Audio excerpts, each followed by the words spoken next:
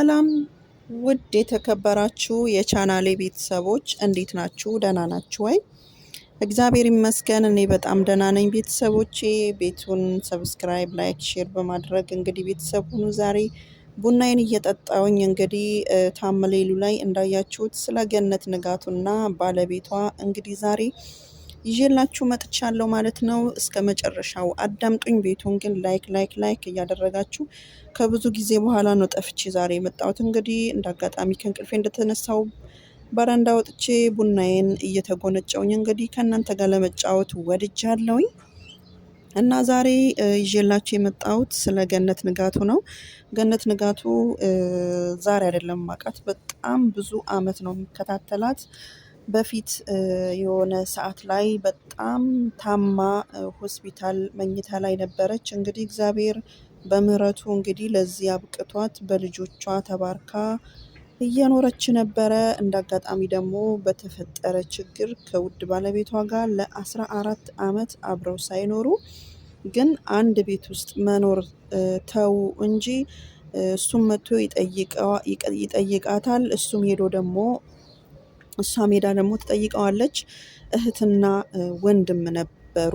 እንግዲህ በአሁን ሰዓት ደግሞ በልጆቻቸው ጥንካሬ፣ በወዳጅ ዘመዶቻቸው ጥንካሬ ድጋሚ ለመጋባት ለመሞሸር ችለዋል ማለት ነው። መልካም ትዳር የአብርሃምና የሳራ ያደርግላችሁ እያልኩኝ ዛሬ እንግዲህ ትንሽ ሀሳቤን ለመስጠት ነው የመጣሁትኝ።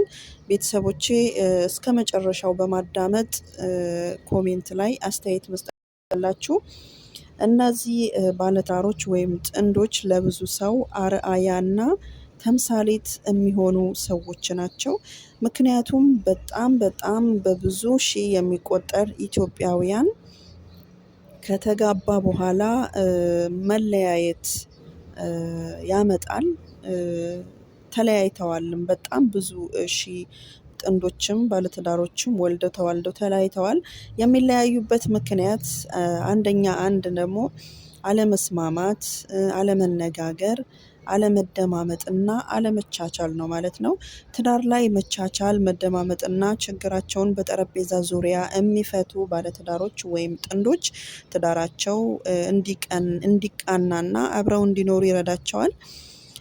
ገነት ንጋቱ በጣም አስተዋይ፣ ጎበዝ፣ ጠንካራ፣ ታታሪ እናት ናት። ብቻዋንም ሆና አጋዥ ቀጥራ ልጆቿን የግልም እያስተማረች እግዚአብሔር ይመስገን አሁን ሴት ልጇና ወንድ ትልቁ ልጅ ደርሶላታል። ራሳቸውን ችለው ነው የወጡት። ይሄ ሁሉ ሊሆን የቻለው ምክንያት የእሷ ጥንካሬ ነው። ከትዳሬም ተለያይቻለሁኝ ልጆቼን እንዴት አድርጌ ነው ማስተምረው ብላ ልጆቿንም ሳትበት ጠንከር ብላ ይዛ በተሰጣት ተሰጥኦ እና በተማረችው ትምህርት ደግሞ ማስታወቂያም እየሰራች ብዙ ነገሮችን እየሰራች እንግዲህ ለዚህ ነገር ደርሳለች ማለት ነው። እኔ ከሷ የተማርኩት ምክንያት ምንድነው? በቃ መለያየትም እንዳለ መገናኘት እንዳለ ነው ያሰብኩትኝ። ምክንያቱም እነዚህ ሰዎች ተዋልደዋል፣ ብቻቸውን አይደሉም።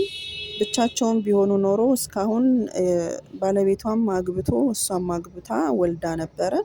ግን በመሃላቸው ልጆች ስላሉ ግን ከትዳራቸውም ቢለያዩ እሷም ወደ ሌላ ሳትሄድ እሱም ወደ ሌላ ሳይሄድ እንግዲህ አብረው በመቆየታቸው ነው ድጋሚ ለመሞሸር የቻሉት ማለት ነው።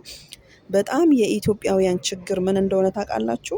ከባለቤቶቻቸው ወይም ከፍቅረኞቻቸው እንደተለያዩ ወዲያው ትዳር ላይ ይገባሉ። ያልሆነ ትዳር ላይ ይገቡና ያልሆነ ችግር ውስጥ ይገባሉ። ምክንያቱም ወዲያው እንደተለያያችሁ ያልሆነ ትዳር ውስጥ ከመግባት አስባችሁበት ይደርሳል።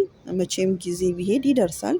አስባችሁበት በንዴት ሳይሆን በትዕግስት ብታደርጉትና ብትወስኑ ደስ ይለኛል።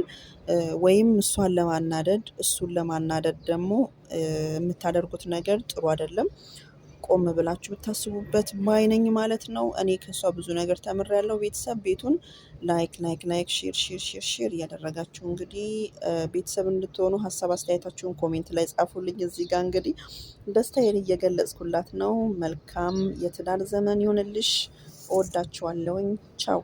ላይክ እንዳትረሱ። ባይ